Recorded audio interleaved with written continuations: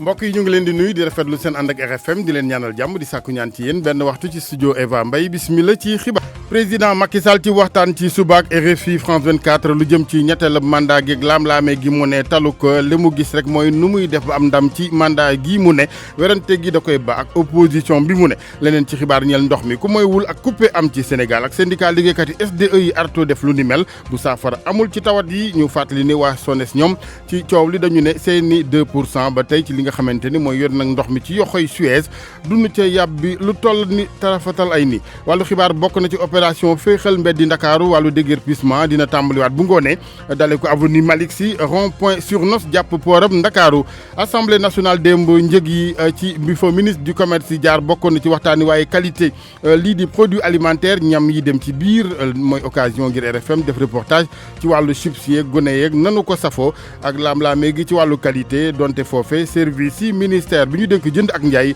ci wàllu kon ak cellal ñeel consommé gi ne amul génn ak risque mbootaayuk association handicapé Sénégal ñoom ci bëccëgu tey gi nu leen jagleel la nuy daal di sàkku bokk na ci ñu baral jéego yi ci wàllu joxinu carte égalité des chances ngir mbokki way laago yi bitim réew Adja Binta Diallo maa ngi lay nuyu. maa ngi lay fay bu baax Alaaji Alassane Ouattara waxul dara lu leer ci ñetteeli mandat bi yëkkati coow ca Côte d'Ivoire dinañ ko déglu àdduna jëmale ca dinañ déglu itam président Macky Sall bi wax ci beneen coowal franc CFA fekk ci Afrique du Sud président ba di Cyril Ramaphosa jël dogal tëj giiru dundu képp ku jóg violé tax laa jóg. jërëjëf Adja ba ci kanam ngir yaatal gi sport geeg Malal Junior Diagne maa ngi lay ziar Malal. maa ngi laa delloo ziar la jasan bismillah. gannaaw ba nu joxee ballon d'or bi démb jébal ko Messi léegi dañu yor càmbar la nga xam ne mooy wot ba ñu doon wote ana nan la ñu wote ak lan moo ci doon taxawaayu Sénégal dinañ ci ànd ak Source Déthié Diop. football bi ci mim réew waa ligue professionnelle ne noppi nañu ngir tàmbali saison bi dinañu déglu ci biir tu xabaar bi Amsatou Fall moo ñu dénk lépp jëm ci doxal kayit yi ak yëf yi ca woowalee banqaas wàllu itam badminton xew ci tàggat yaram gu bees la samp nañu kuréel gi koy doxaan Tony Diandi lañu ko dénk dina wax ci xabaar yi. jërëjëf Malal yéen i kaay yeeg Mamadou Mouhamed Ndiaye gis-gis ak RFM di waxtaanee tey jile wàllu budget programme tëralin la ci wàllu assemblée nationale ak ndax dina gën a ñoŋal sakkanal alalu askan wi waxtaan wi am nañu yéeneeg yaakaar ànd ci ku mel ni président Seydou Gueye moo jiite commission finance et contrôle budgétaire ci assemblée nationale président Doudou Wade xereñ ci wàllu lépp lu tëralin ci wàllu assemblée nekkoon ni jamono président groupe parlementaire PDS ci assemblée nationale ci technique bi Aliou Ba. président Sall àdduna ci wàllu troisième mandat am déet ak laam-laamee gi Sénégal ci kanamu naatangoo yi ca France RFI France 24 la mu xamle mooy la ko soxal yitteel ko mooy mandat ñaareel bi mu ne ak na mu ci amee ndam ñu déglu ay kàddoom Adja Binta Diallo nu ko taataanal. Ce qui est étonnant c'est que pour un président qui vient d'être réélu. li doy waar mooy ab président ñu soog koo falaat ñu indi coowal ñetteelu mandat loolu problème dëgg la kenn xamul lii lan la man ñi ngi mooy soog a falaat. mëtagul sax juróom benn weer ñuy coow naan day wut ñetteelu mandat li ma wax te loolu laa gëm wax naa ko tamit samay ñooñ ci wàllu politique mooy ni ñun li ñu war a def mooy suñ doole yëpp dañ ko war a def ci liggéey bi ngir mu nekk ndam loolu mooy li ñu soxal wante nag opposition bi yëkkati ay coowlu mandat yooyu ñoo xam bu leen neexee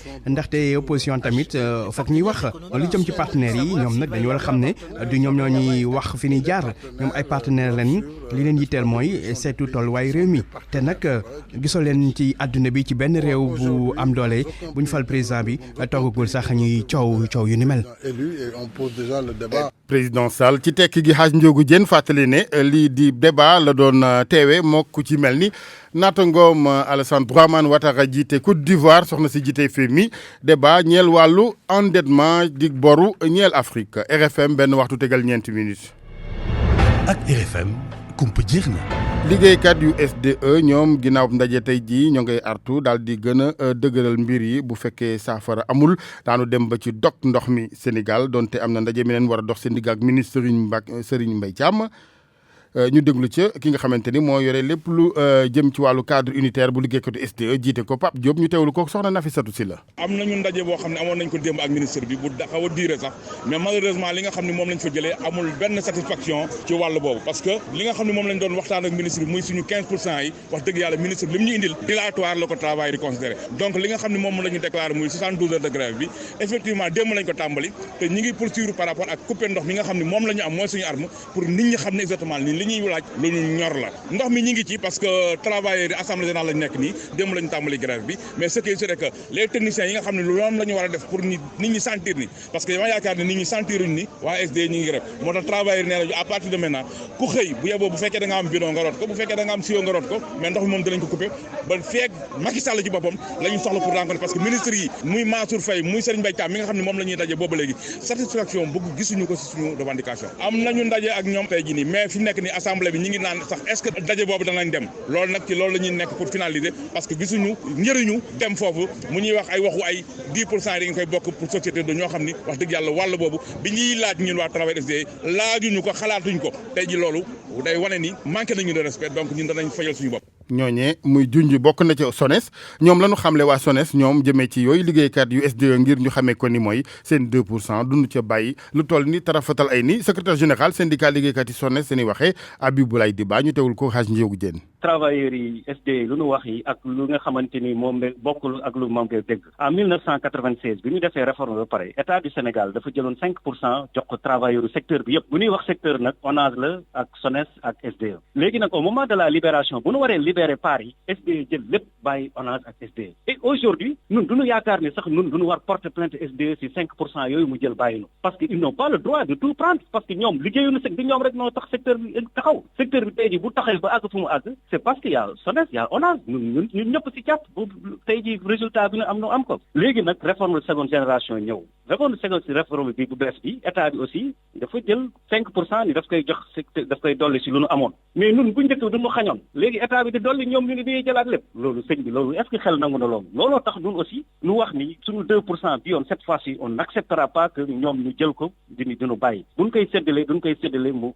de manière équitable parce que aussi il y a ce qu'on appelle l'équité et la justice sociale bi nga xamante ni moo régir tout citoyen sénégalais léegi nag boobu léegi yéen déggu leen ñu wax ci dara parce que ñun aussi par respect aux clients par respect aux usagers du service public de l'eau moo taxoon mënuñu woon nekk ci rajo yi di expliquer mais tey bu ñu demee ba ci cappaandoo bi nag ñoom ñu bëgg a jël lépp nag loolu moo tax tey jii ñu jóg pour réagir par rapport à ça ñun ñëpp dogul taxaw nañu temm pour que suñu 2% kenn bañ ko laal. ba tey ci xibaaru bëccëg ak RFM wàllu yoon Guy Marius Sagna ak juróom-ñett yeneen yu nu ko teewal ndool samedi léegi ginnaaw ak manifester ngir ñaawlu njëgu courant gi yokkute gi ci ba keroog ca kanamu lii di palais de la République ñu ngi xaar ñoom Guy Marius Sagna ba tey seen ak jaar ci kanamu procureur lu jëm ci wàllu kon déféré gi démb lañ leen fa yóbbu woon waaye gis mujjulantu waraloon seen ak dellu ci commissariat gi ñu leen teewandi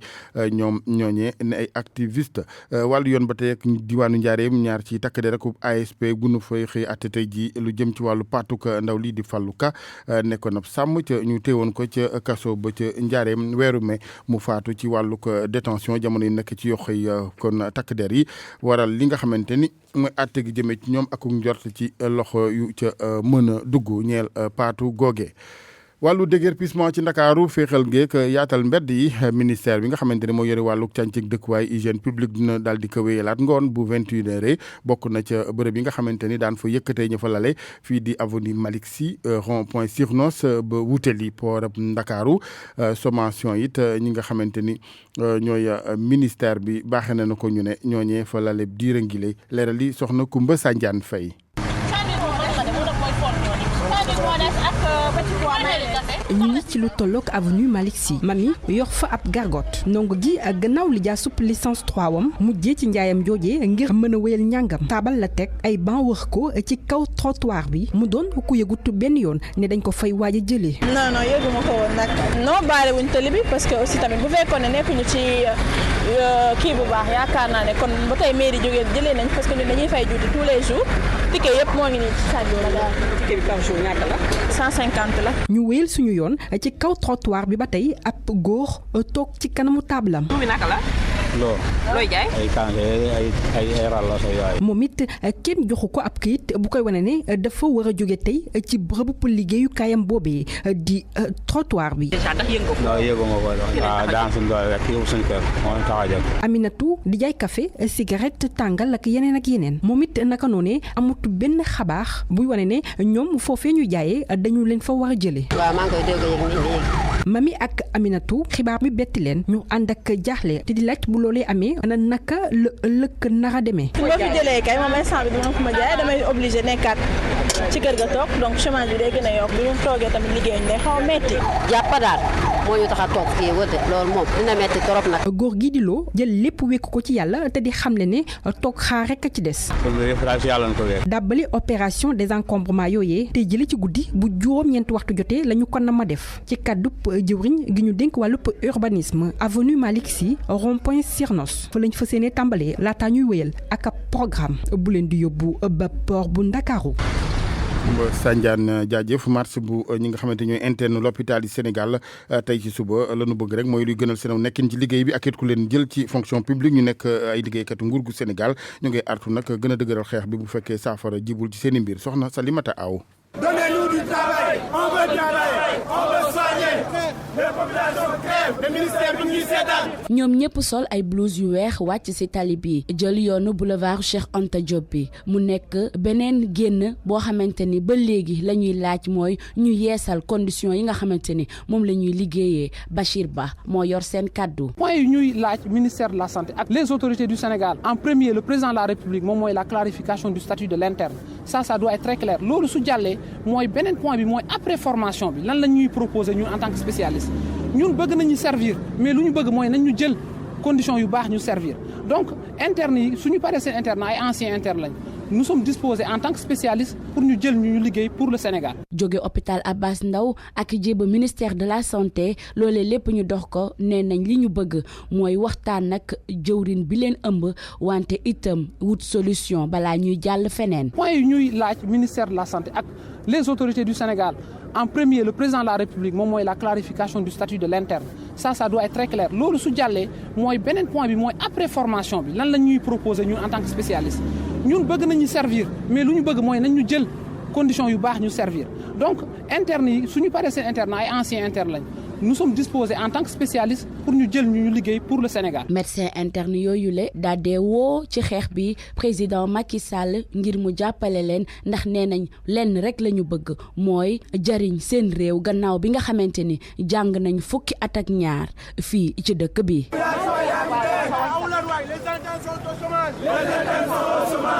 bëccëgu tey gi àddina jagleel ko mbokk yi amee laago fii ci Sénégal nag ñi nga xamante ne ñooy fédération association handicapé yi suñu réew lañu di ñaawlu mooy yeexte gi ci wàllu joxinu carte égalité des chances rythme ba ak it tolluwaay ndax dañoo ko xeeb lool ci ñaari millions yu tegal genn wàll jëm ñetti millions yi aji handicapé la ca nguur gi joxe gum juróom fukk ak juróomi junniy carte ñu jàpp ne buy lii dakkul bu ak baral ak it ak yokk amul ci mbir yi ñu bari duñu ci mën a jariñoo ci yooyu carte président fédération association handicapé Sénégal Yatma Fall nekkoon tey gano RFM matin. carte bi dafa am ñaari façon jafe-jafe bu njëkk bi mooy way laago yi 15% de la population lañ jege nañ 3 millions de personnes ci biir population générale donc loi bi wax ne ñooñu ñëpp kenn ku ci nekk war na am carte parce que première fonction carte bi mooy fonction d'identification pour ñu xam ne yow carte d'identité handicapé la d'abord avant mu lay jox avantage donc ñëpp war nañ ko am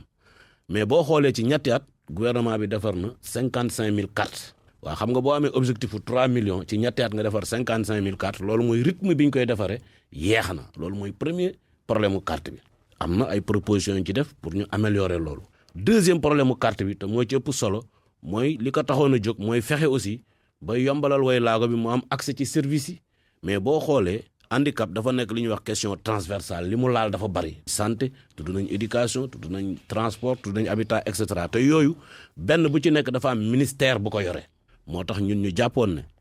bu fekkee def nañ CMU pour régler problème mu santé def délégation à la protection sociale pour régler problème mu pauvreté war nañu mën a def au moins lu mu gàtt-gàtt programme national de la carte d'égalité des chances nga xam ne dina mën a am moyens yi mu war a am yëpp moyen technique moyen financier moyen logistique moyen humain et cetera ba fépp foo xam ne handicapé nekk na fa ci biir Sénégal lu village bi ruqe ñu mën a dem fekk ko foofu bu amul këyit ñu wutal ko këyit defaral ko mu mën a am carte parce que loolu la loi bi wax. ñu waxtaanee mbay mi tey ñetti fan ci weeru décembre ndorteelu campagne ak njaayum gerte gi Sénégal ci fi nga xamante mooy diwaanu Saloum nag ñu bari ci béykat yi dañoo daal di wan ginnaaw point de collecte yi ndax marché yi fa la ñuy gën a di amee ak tan ci njaay ma lu wees sax kilo bu ca ne ñeent fukki dërëm ak ñaar yi nga xamante ne mooy prix bi kilifa yi fixé fu ci mel ni marché syndicat ca Kaolack leeral yi Ibrahima Diamé. marché syndicat bu Kaolack yëngu bu baax a baax tey jii ci suba teel ndax ouverture officielle lii di campagne njaayum gerte gi béykat yi bàyyi ko fu ne ci biir gox bi andi fi seeni gerte. daanaka circuler ci biir mbedd mi di jafe na ndax ay charrette yu bëri yu fees dell ki gerte. mu mel ni kon béykat yi dañu won gannaaw lii di point de collecte officiel yi wutali yeneen marché yu nga xamante ni njëg li dépassé na li nguur gi fixé. Moussa Ndiaye mu ngi bàyyeekoo ci dëkk bi ñuy woowee Seyane. waaw maa ngi bàyyeekoo dëkk bu ñuy wax Seyane indi fii Kaolack suma gerte ci marché bi. coopérative. Non, pas tellement. Coopérative, ça fait des kilomètres. Hein. Et aussi, le prix est à bon marché. Oui, le prix bifi. Mon prix bifi, c'est quoi? Vraiment, c'est abordable. Ici, on vend le prix à 260, 250 jusqu'à 280. Mais par rapport, si c'est quoi? Si coopérative, on vend là-bas le prix à 200 francs, 210. looloo tax tey campagne bi gis nga ni mu demee fi Kaolack saret yi dañ fee bouger tey. daanaka saret yu bëri dañoo bàyyi seko yi ñëw. très bien saret yu bëri dañoo bàyyi seko yi ñëw ci marché Kaolack bi parce que fii moom prix bi c'est bon quand même te aussi amul taaraar amul dara da ngay ñëw rek ñu peese sa gerte jox la sa xaalis nga dem. li ko soriwul beneen béykat bàyyi ko Fass Barigo moom nag moo ngi décharger saretam di yenu saaku yi ci bopp bi di wutali bascule ba. te bii fi ñooñu ba nga jaay 300 yu mooy 10. loolu moo gën a baax ku béy sa gerte boson kay gaay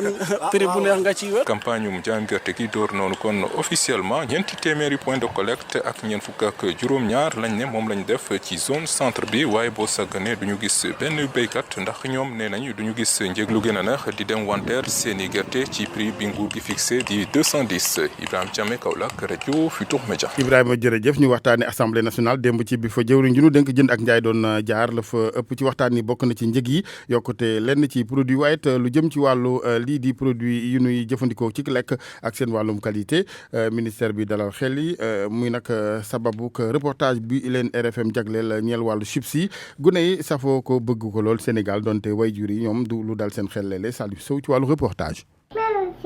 chips ci loxo ba bëccëgam tàmbali naa neex. xale bu jigéen bi ñetti atam motagul waaye dafa bëgg chips ni ko xale bu jigéen bi it bëggee moom juróom-ñetti at la am yaayam moo ñu ko xamal. xale yi dañuy kontaan rek. soxna si ñu ngi ko fekk ci benn boutique.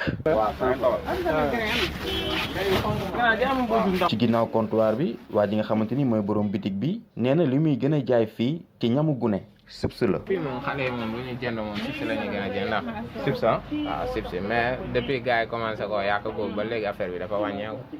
te moom doxatul comme ni mu doon doxee bu njëkk bi quoi. nit ñi dafa am affaire yu ñu ciy wax ak yooyu. ok loolu la. looloo waral yenn waajur yi ba léegi seen xelañ cay teey nee ñu chips du dugg si seenu kër ndaxte dañoo njort ne musiba la leen di indil. ci chips bi. di ko taal dañ koy taal nii muy tàq. mënul faj xiif quoi. waaw mais mën na faj mer xale buy jooy ak yooyu. waaw non man gis naa ni daal baaxul gisuma ci benn vitamine gisuma ci benn affaire bu mën a apporter xale bi. dama leen koy tere def parce que chips bi daal man damaa dégg ñu naan day wàññi poids ak yooyu moo tax mais ñoom dañ koo bëgg dañuy jënd chips rek. yenn waajur yi bëgguñ ko seen kër li wér waaye mooy ne xale yi ñoom dañoo bëgg chips yenn saa yi sax mag ñi ñam ci. may ma chips. Salif Sow Guédiawaye ngir rajo Futur Média. Salif gën ko bëgg gune yi du ñàkk ak Aliou Ba mi jàppale ni chips yooyu nag amul benn danger ci wàllu jëfandikoo gi ministère bi ñu dénk wàllu jënd ak njaay di dalal xel yi noone ci li nga xamante ni mooy wàllu kon sécurité ci consommation gu ñeel chips yi chef division consommation sécurité des consommateurs ci ministère du commerce ko xamal Hadj Ndiogou Diène Issa Wade lay wuyoo. chips yi nga xam ne ñu ngi koy jaay ci marché bi chips yu baax la yu mucc ayib la. donc autorité bi maanaam division consommation et sécurité des consommateurs saa yu jotee déclaration d'importation de produits alimentaires concernant les chips wala mu jot autorisation de fabrication concernant les chips dafay maanaam tëral benn doxalin boo xam ni dafay yokk kaaraange chips yi nga xam ne ñu ngi koy consommer fii ci Sénégal maanaam dañuy jël produit bi yóbbu ko ci laboratoire bi moom moo koy saytu pour xool ndax am chips bi mën na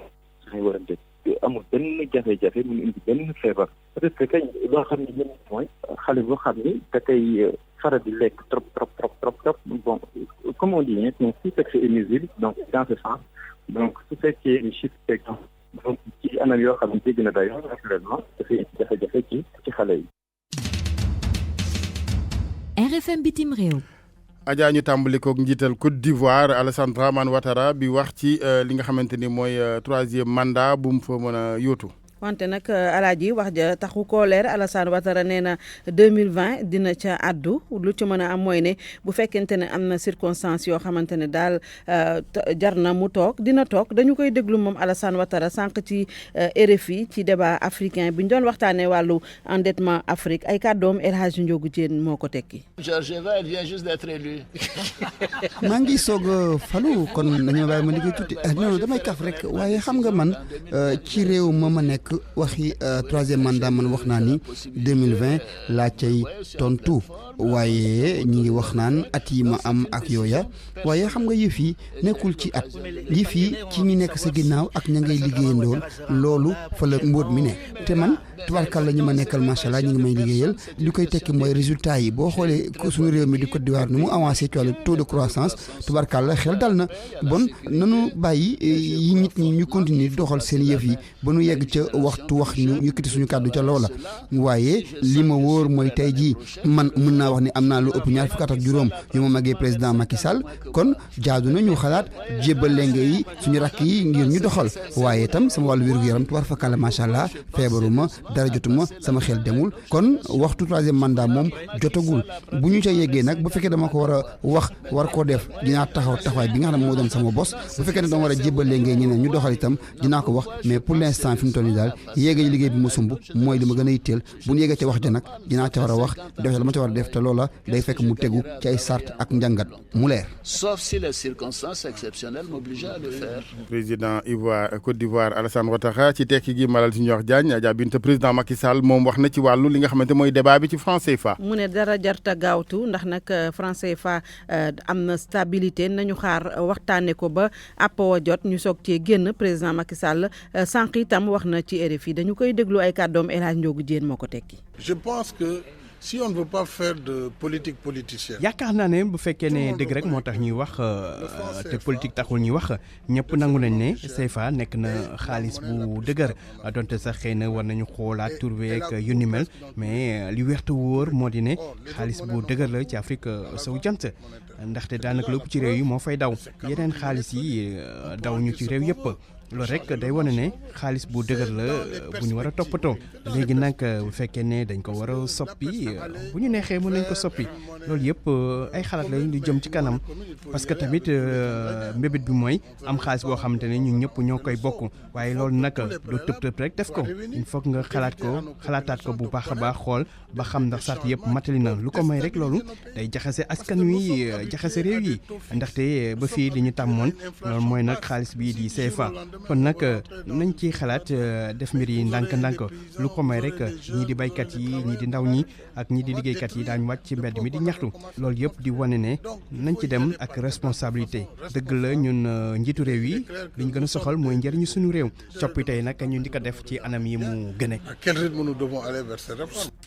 Afrique du Sud ba tey ci wàllu xibaaru bitim réew léegi li nga xamante ne mooy ak siifee di viol dañ ko faa def népp crime. président si boppam moo ko wax di Cyril Ramaphosa mu def déclaration bi fekk jamono yi nag ci Afrique du Sud siifaate ak boomaate gi dafa mel ni tulleeg màlle dañ ciy ànd ak Koumba Sandiane Faye. taxawaayu njiitu réew Afrique du Sud boobee di Cyril Ramaphosa mu ngi am gannaaw beneen viol bu ñu amal faat bakkan toftalu ci Precious Ramabulana atam toll ci 21 moom la ñu fekk ayu bés bi ñu génn ñu daal di koy jamati ak paaka lu tolloo ko juróom fukk ak ñaari yoon ba mu mujjee faatu kañu jàpp ne moo ko def ba ñu koy àtte ci altine gi mu bokk ci li ñu koy tuumal viol faat bakkan ak sàcc ci anam yu doy waar gannaaw gi la njiitu réew Afrique du Sud dem si njaboot tupp ki ñu sàkku faat ko xam ne it ay dogal yu am solo dinañ ko jël ngir képp ku defati lu ni mel ñu tëj la sa giiru dund ñooñee dañu war a xam ne ku ñu ci jàppati gis na ne lañ lay tuumal yaa ko def dañ leen nëbbu jant bi ba faw mu doon ab dogal buy wuyu naka ak njàkkare bi Pretoria di dund bu bokk léegi yàgg na jëm ci fitnaal jigéen fitna yooyee jigéen ñi di dund ci Afrique du Sud gi gën di takkarnaas benn jigéen dañ ko faat ñetti waxtu yu ne lu tolloo ko téeméer ak fukk ak plainte jëm ci viol dañ ko fa amal bés bu ne. mu doon Koumba Sandiane Faye dem ak yéen fii Alaaji Assane ci xibaaru biti réew yi. ñu ngi lay gërëm Adja Binta xam naa ko rafetlu dogal boobu nga. waaw ndax jigéen ñi dañoo sonn. xeex nañ ko ba Sénégal fan yi rek incha allah dinañ ko yóbbu assemblée mu nekk loi. muy lu am solo ndax nag violé nit ki doyul nga rey ko. yaakaar naa ne xeexu ñëpp la même sax seen xeex la yéen góor ñi. waaw te nag jigéen ñi yor àddina ñoo yor kër yi. dëgg la jërëjëf Adja. RFM Sport. ñu ngi lay ziar Malal. ñu ngi lay delloo ziar El Hadj Assane. jigéen ñi ñoo yartu tànk yi ba nuy dem ci yenn niveau yi. ba naan ndax dina am ballon d'or am déet macha allah. mel ni mel ni Sadio Mané ak keneen ak mel ni Malal Junior Diagne. mu ngoog ñu waxtaanee kon ballon d'or boobee ginnaaw joxe gi. ci joxe Messi. léegi wàllu jàngat yi di analyse ci wàllu vote téeméer ak juróom-ñett fukki journaliste yi. ndax danoo for ci ay xabaar nii taskatu xabaar yu bëri nekk Afrique ñoom dañoo daal di kon woteel Messi ak yeneen i joueur loola di tekki itam ñàkk njàppandal ci wàllu réew yi bokk ci Afrique ak itam ñàkk bëggante lees mën a jàngat ci gannaaw bu nu yëddoo bu baax wot wi naka la tëddee source de ci Diop moo ci indi xabaar. mu am ñuy wax waxi racisme waaye li xew dëggantaan moo di Afrique moo wotelul Afrique moo tànnul Sadio Mané jamono ji nga xamante ne waa Europe tànn nañ seen doom Van Dijk waa Amérique tànn seeni doom Lionel Messi waaye Afrique moom ki ko gënal moo di Lionel Messi ci vote yi nga xamante ne taskatu xibaar yi réewu africain wote nañ ko Messi moo jël place bu njëkk ba am lu toll ci 187 votes la Lionel Messi am nekk ci kanamu doomu Sénégal gi Sadio Mané am 170 votes Van Dijk moo nekk ci ñetteelu place ba ci Afrique fukki réew ak ñaar cote ñoo jël Sadio Mané def ko ci première place bi mu di Sénégal Guinée Gambie Niger Burkina Faso Bénin Algérie RDC Zimbabwe Centrafrique Gabon ak Djibouti ci Europe moom Sadio Mané mu ngi ci ñeenteelu place bi am 74 points sori lool Van Dijk mi nekk ca boppu classement ba am 231 points toftalu ca Lionel Messi am 194 points waaye liñ nemeeku ci continent Europe moo di France Autriche ak Liechtenstein ñoom doomu Sénégal gii di Sadio Mané moom la ñu tànn def ko ca première place ba dëkk bii di Bhoutan moom Sadio Mané la tànn def ko ci première place ba jamono ji nga xamante ne continent asiatique bi ci wàllu boppam li ñu def moo di def Sadio Mané ci ñeenteelu place ba noonee itam la ko Océanie ak Amérique du Nord defee naka noonu Amérique du Sud ci Amérique du Sud nag réew bii di Équateur moom Sadio Mané la woteel def ko premier waaye loolu doytu woon ngir Sadio Mané nekk ballon d'or am leneen li nga xamante ne ñu bëri jàpp nañ ne ab gàllankoor la moo di ni yenn voix yi mënoon dem Liverpool tas ndax club ba juróom-ñaari joueur am la ñu nommé woon ca jongante ba loolee tax nag ci gis-gisu ñenn ñi mu jafe woon lool Liverpool jël benn footballeur am ngir mu mën a symboliser doon mandargawu ndam la mu amoon ca Ligue des Champions. jërëjëf Georges ñu waxtaanee Malal football local di football bi fii ak Ligue Pro bi noppi nañ ngir saison bu bees. noppi nañu gannaaw ci ba leen waa fédération roqande ba seen gafaka xaw a di tuuti ñu organiser waat yëf yi ngir doxal bis ni aseer ak dibéer ji la ñu daal di tàmbali kon saison bu bees bi waaye ñoo yore ligue ba ne itam am nañu yéene daal di def lël wu yaatu woo xam ñi des ca fas yéene càmbar bu baax a baax fukkat yi ñu génn la cay gàllankoor ak la ca doxut xàll yoon woo xam ne buñ ca jaaree ne mbir mën naa feeñ ba lépp lu ñu mëbët ci yëf yi ñu am ko Amsatou Fall moom la ñu dénk muy doxal administration bu ligue professionnelle bi kaddu yi dénk nañu ko. saison bi incha allah rabi dina ubbi samedi ak dimanche jafe-jafe yi ñu amoon yàlla defal nañu sutura ba nga xam ne fédération en tout cas dimbal na ligue bi mais ndimbal boobu ndimbal la pour année bi non seulement bor yi ñu fay suñu boru arbitre yeeg yëpp jokkoon nañu jox 550 millions ren ji moom macha allah mais nag ñu xam ne également loolu du wéy te également xam nañu loolu du solution bu définitive ligue bi dafa soxla ay solution conjoncturelle yu wéy yoo xam parce que boo defee 10 ans war nga xam ni do am na luy sooke mais am na loo xam ne également def nañ si ay jéego te nag ñu ngi jëm ci benn ndaje boo xam ni amul làq-làqal dañuy lëlu wax lan moo sooke lan moo dox ak ci fan la ñu jëm ndaje boobu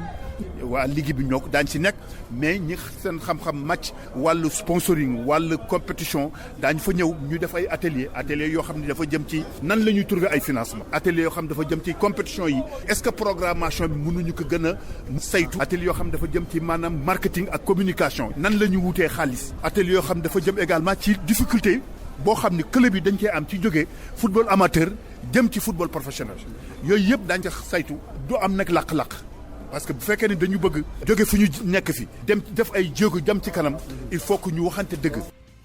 ci analyse yi Sénégal nag kenn bëggul ku la mere. Malal ci suba indi nga fi xeetum karaté self défense bu bees. bëccëg gi nga indi tennis bu bees badminton. waaw badminton jooja alaaji tàggat yaram joo xam ni dafa yàggoon di wër àdduna. démb la ñu samp kuréel gënu ko dénk muy CNP mooy comité national bu ko war a siiwal bi ñëpp jot ca. ñu fal ca Tony Jandi ngir mu doon njiit la moom nag bu nu ko falee ba jàkkal ko ndombal tànk yi jotes na maa dajeeg moom waxtaan ak moom ba laaj ko lan la na mu def ak itam badminton joojee nan lañ koy defee ak fan lañ koy defee ak kan moo ko mën a def tontu na ci laaj. badminton xeetum joué boo xam ne la ay raquettes lañ koy joué ak benn volant bu oyof bu pesé juste 5 grammes et mun nañ ko joué ci terrain bu yomb bu nekk ci 13 mètres 10 sur 6 mètres 40. commencé ñu ngi tàmbali liggéey bi luy suñu mbébét mooy badminton ñu joué ko fu nekk ci Sénégal mais bu ñu xoolee ne que Sénégal pays wu ndaw la mun nañu dem à la base parce que foofu ci base bi suñu leen formé tàggat leen ci xeetum joué boobu dañu mën a am ay champion futur te dinañ mën a vulgariser discipline bi te aussi am na ay grenier yu mel ni université Saint-Louis université Thiès université Bambey foofu yëpp ay potentiel la yoo xam ne dinañ fa mën a développer tàggat ay xale yi ba pare pour mun fa opion. fa ngeen war a jëlee moyen ak ndax dafay laaj lu bëri ci xaalis. alors lu may wax rek charité bien ordonnée commence par soi-même mooy ndimbal dafay fekk loxol borom donc si ñun la ñuy commencer te ci loolu maa ngi lancé appel képp ku ñu mën a jàppale ñun ñooy jàppale suñu bopp ñun ñooy wane lu tax nit yi di investir ci badminton ci loolu am nañ ci ay idées je pense que dañu établir benn feuille de route sur ce plan-là ñu njëkk a waxal ils sont enclins à nous aider ni ñu dimbali. jëm ci wàllug yori nag koppari askan wi bu Sénégal ak loolee nepp tëralin ndax dina gën a ñoŋal li nga xamante ni mooy koppar yooyu ak ñun ci jokkoo bi président Seydou Diouf moo jiite commission finance ak contrôle budgétaire ci assemblée nationale président Diouf ñu ngi lay ziar. maa ngi delloo ziar bu baax Assane. jërëjëf ñu ngi jërëjëf président Doudou Wade également mu ngi ak ñun spécialiste la ci wàllug lépp lu jëm ci assemblée nekkoon ni jamono président groupe parlementaire bu PDS ci assemblée ñu ngi lay ziar président. Alaaji maa ngi lay nuyu. jërëjëf Wade Seydou ak président Wade bu ngeen ko mënee gàttal rek d'abord budget programme ci tekk gi résumé Seydou ma xool ndax ayoon nga résumé école. waaw xam nga budget bu njëkk dañ doon jagleel ministère yi koppar. ne leen dem leen ngeen doxal seen liggéey. léegi budget programme da nga naan man daal fii laa bëgg a yegg ci sama liggéey lii laa soxla ci koppar te at mu jot war nañ maa mën a natt ndax maa ngi fa yeggam déet. loolu mooy différence bi budget moyen lañ jógee. ñëw ci budget résultat. très bien loolu ndax dina indi ak tan ci liñ ci jublu rek mooy contrôler ñoŋal xaalisu askanu Sénégal. absolument parce que xam nga tant que yaa ngi nekk ci logique bi moyen moom da ngay laaj rek naan ma at mu jot nañ ma yokkal. waaye fii natt yi liñ la war a yokkal dafay dépendre ci résultat yi ngay def loolu mooy permettre ñu war a mën a justifier. koppar yi ñu lay jox lu tax ñu mën la koo jox te du rek yem ci ay laaj. parce que at mu jot booy ñëw di wotelu sa budget yow yaay indi sa plan d'action nga ne man fii lii laa bëgg a def ci at mi fii laa bëgg a yegg te jumtukaay yi moo lay permettre nga natt ndax yegg naa fa am déet te bu at mi jeexee it di nga ne li ma ñëwoon daal ngeen jox ma ko ba ma ko utiliser yegg naa fii wala yegguma fii loolu dafay am li ñuy wax projet annuel de performance ak rapport annuel de performance. kon loolu day gën a yombalal liggéeyu assemblée nationale te day gën a responsabiliser ministère yi parce que xam nga lu bëri dañ daan jàpp ne budget bi rek ministère des finances mooy ñëw mooy séddaatle mooy joxe demeewul noonu. ministère des finances léegi dafa naan man daal jox naa la sa enveloppe ministère sàngam. am 100 milliards a ngi nii. yow sa bopp nag sa biir ministère yaay tasaare 100 milliards yi par rapport ak objectif yi nga am. donc xam nga loolu ba pare ñu permettre la sax bu ñu wotee sax ba pare ñu permettre la boo nee par exemple li ñu ma natal ci dépense de fonctionnement bëri na je préfère ma yóbbu une partie ci investissement. nga am possibilité def ko. mooy li ñuy wax fongibilité asymétrique donc. dafa nekk ay démarches. yaay rééquilibrer sa bopp. yaay rééquilibrer sa bopp xam nga démarches yooyu. li tax mu ñëw tey ci àdduna. te àdduna wërngal képp la ñu ngi jëmaat ci ay pays anglo-saxons yi ba tey mu yegg ci suñu pays africains yi mais loolu li ko indi mooy ñëpp d'accord nañ ne koppar bëreetul soxla yi dafa yokk ndax démographie bi dafay augmenter. donc li nga am ak néew. faw nga yor ko yorin boo xam ne li la war di nga ko def maanaam di nga am efficacité te lan cee séntu dina yegg ci askan bi maanaam efficience. très bien président Doudou Wade am nga expérience assemblée yow foog nga ni lii ne aw tëralin dina indi tan dina ñoŋal xaalisu sénégalais yi. waaw El Hadj Assane maa ngi lay nuyu maa ngi déglu am naa mbégte trop pour déglu Seydou. man du ma spécialiste ci question yooyu. am na lu ma ci xam tuuti rek. mais moom. am na ci xam-xam. xam-xam bu naw moo tax ñu jëloon ko ñun dénk ko commission des finances. mais man d'accord ma ci rek problème mu xaalis dafa ñàkk. xaalis am na dañ ko denc wala ñu yàq ko gannaaw bakken gannaaw noyyi air bi ngay noyyi lépp xaalis la parce que xaalis a koy jënd. donc xaalis am na fi. xaalis bi yàq gi ñu ko doon yàq moo tax ñu indi bokk na ci li tax ñu indi budget programme. mais budget programme bi ni ñu ko séentoo ak fi ñu ci waroon tollu tey man gëm naa ne déwén duñ ci àgg 2021 duñ ci àgg 2022. te loolu d'accord naa ci ak Seydou sànq parce que moom sànq wax na ne 2011 la wax moom ne. bu ñu bëggee àgg ci jeexalitu budget programme il faut que ñu waaj ko ñeenti wala juróomi at. te ñun waajuñu ko. ñetti fan lañ ko waaj xaw ma ñaari fan ak genn wàll. mooy ci tâtonnement la ñu nekk. parce que li ñu daan def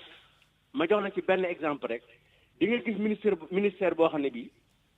dañ koy jox xaalis ci ñetti at dinañ ko jox juróomi milliards wala juróom benn milliard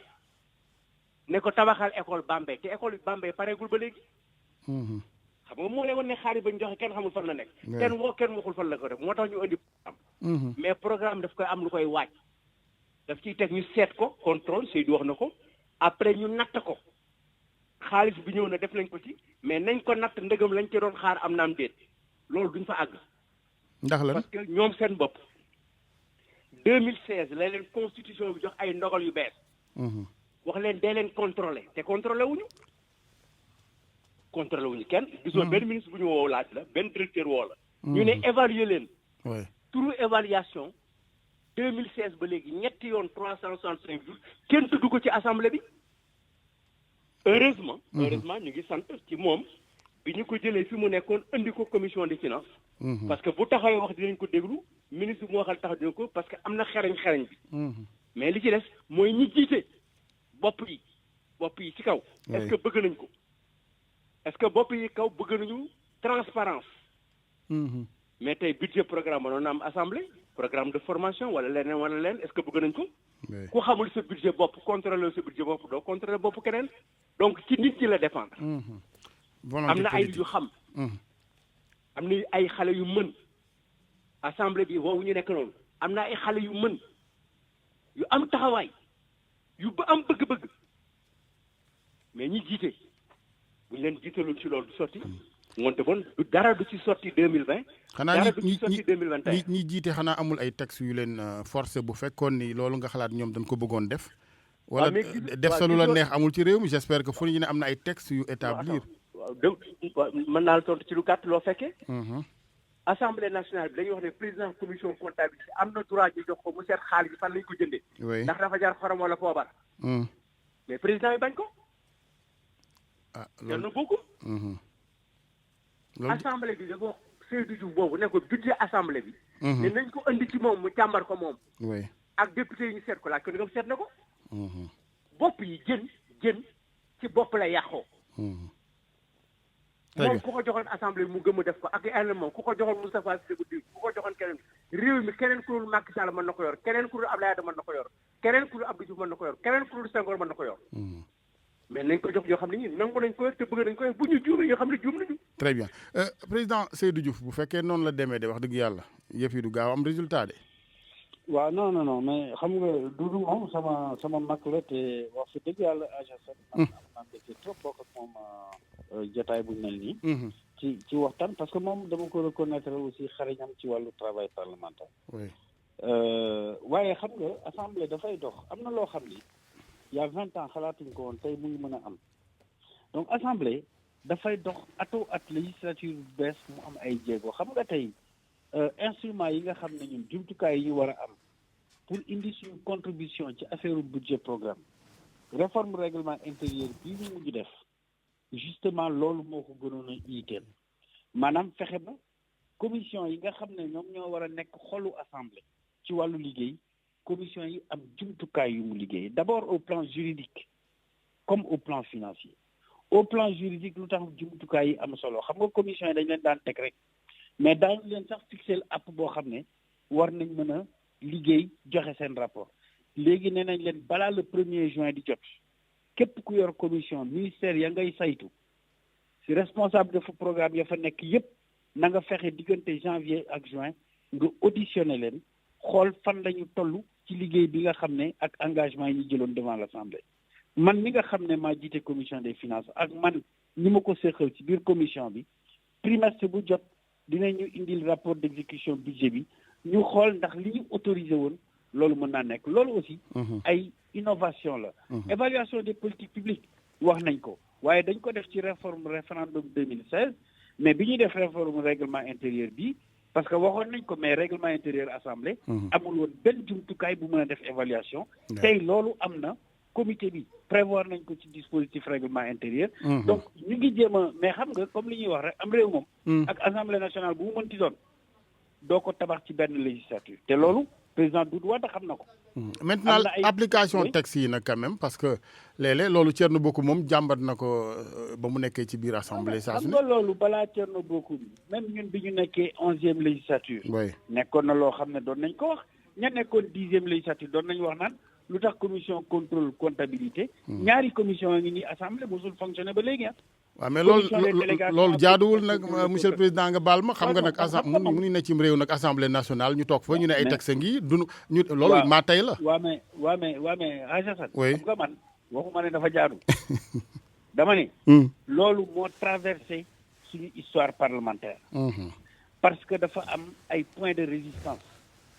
de résistance nag c'est fait pour être levé comme je dis dafa nekk loo xam ne dañ ci yegg si mu ngi mel ni affaire u marché assemblée nationale ndax war na jaar code des marchés ndax waru fa jaar interprétation différente moo ci am à travers tous les régimes qui se sont succédés parce que ñenn ne nañ au nom du principe de l'autonomie financière waruñu jaar foofu am na ñu ne autonomie financière waru la empêcher nga def marché public donc xam nga c'est des points de résistance yoo xam ne man gëm naa ne avec le temps comme ñun assemblée nationale ñu ngi liggéey tey ci performance di woo gouvernement ci performance pour utilisation ressources yi bu gën a baax ñun man gëm naa ne suñu assemblée nationale dafay évoluer dina évoluer ci wàllu ressources humaines waxuma nag ressources humaines ci député parce que loolu affaire parti politique la mais ci wàllu administration dinañ yëkkati niveau administration bi bu fekkee ne bëgg nañu nekk au rendez-vous de l'efficacité et de l'effectivité des budgets programmes. dafa laaj volonté politique laajul taxawaayu ko politicien kese. bu weesu sax majorité opposition. c'est-à-dire que dafa laaj volonté politique suñu classe politique. ouais. il faut que suñu classe politique. nangoo évoluer par rapport ak perception bi ñu am ci état ak bi ñu am ci république. am na solo loolu nag ça traverse tous les partis. jërëjëf président Seydou Diouf président Doudou Wade kon ñu jeexale ak li nga xamante ni. man ak Seydou ñoo wax lu ñuy wax mais xam nga bu fekkee da nga bëggee ji gerte. mois de mai war nga am semence. mais boo bàyyi mu taw juin juillet août septembre octobre ba novembre nga di doo am dara. li muy wax ni retard yooyu yëpp xam nga lu tax moom xam na ne 2011 lañ ñu jox dalee ne 1er janvier 2017 dañu war a dugg programme nga am 6 ans ñoom ñu dem wax di ko wax ci loi programme la ñuy dëkk Amadou Ba wax ba sonn ba 2016 ñu xam ne départ ñu jël délai ne léegi daal di modifier loi ba ne 2020 mais 2020 ñu toog ba 2019 ñu def ñaari fan xam nga nit ça dépend ci ni ngay taxawee dañu taxawul pour loolu dañuy wax nii rek mais taxawuñu gis nga man ak moom ak ki fi nekkoon daaw ak 50 ans ñoo xam ñun ñoo gën a xam lii feebar bi ñun ñi mu daloon ak la tax mu dal ñu xam nañ ko courage yu taxaw daj ko moo fi nekkul lii feebar bi mooy dañu taxawul pour avancer ci loolu dañu taxaw ci dépendre rek ci président de la république muy wax ñu ne def nañu pour moom xam nga ki jox président de la république xaalis pour mu liggéey nga ne yow amoo moyen pour liggéey te ngay séddale xaalis bi donc ñàkk ko fayda kon daal majorité yi fi jaar ba fii nga bëgg a wax seen yos ak déggu ma la yowoon bërki démb ak déggoo li ma xanaa xam nga da nga bëgg waxaat rek dama ne leen moom ak gannaaw wala dama bëgg mu gën a leer ci samay auditeurs rek mais sama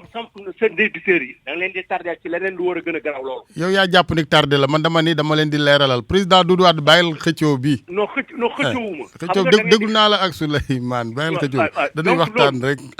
loolu il faut que am courage gis nga homme politique moo war jël courage wax ne lii mënuma ko situation bi dëkk bi nekk tey dafa taxaw laaj ne ce n'est plus possible. Ouais. mais nii ak nii lañ koy defee ñu ne non bii baaxul nii moo baax. ay solution yi ay nit a ngi fi. wàññi sa dund sax wàññi fu nekk nañ ko fa mais ñu ngi nekk situation bu jafe tey ñu ngi woote de dette. ok séparation pouvoir yi mayee na ko parce que souvent aussi dañu foog ne xëy na texte yi séparation des pouvoirs mayee na loolu comme ni nga bëgg ci député yi ñu dem fa. autonomie financière ça n'a rien à voir avec ça xam nga lan mooy autonomie financière. pour que assemblée bi. kenn du ko yeew ci xaalis. moo tax loi bi ne 1er janvier nañ ko wax jox xaalisu 3 weeram.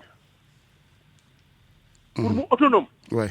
di liggéeyam te du sonal kenn bu mu dépendre ci ministre des finances di ko laaj par bés. loolu mooy autonomie financière. jërëjëf autonomie financière. ñun daf ñu yeewi ñun ñu yeewaat ci suñu bopp.